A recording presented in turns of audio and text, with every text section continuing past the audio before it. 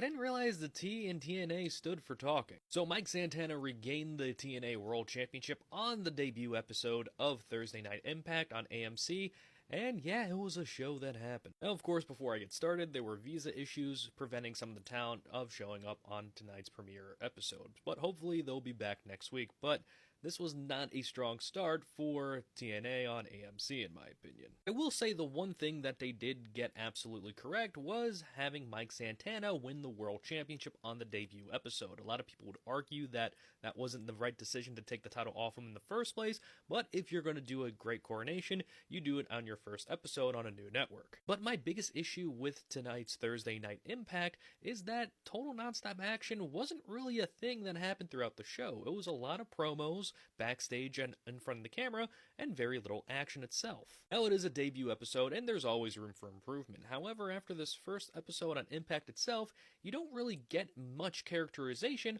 on who's an important part of the show. Like any TV show, you need to introduce us to the main characters, the sidekicks, and all the things around that make the show flow as one narrative. And I'm sorry, but 3 matches for a 2-hour program is a little absurd, considering that when TNA debuted on Spike TV, they had 4 matches and that was only an hour show. I mean, it says a lot when the most hyped thing that happened throughout the entire show was AJ Styles staring at the TNA World Championship, and his narrative throughout the entire show was the only one that you could follow, but he's a WWE star and he's not going to be on there every single week. With all that being said, I really do want TNA to succeed. However, I don't want to see talking non-stop acting. I want to see total non-stop action, and I hope I get that with the future episodes later down the line. What were your thoughts on TNA Thursday Night Impact's debut on AMC? Let me know.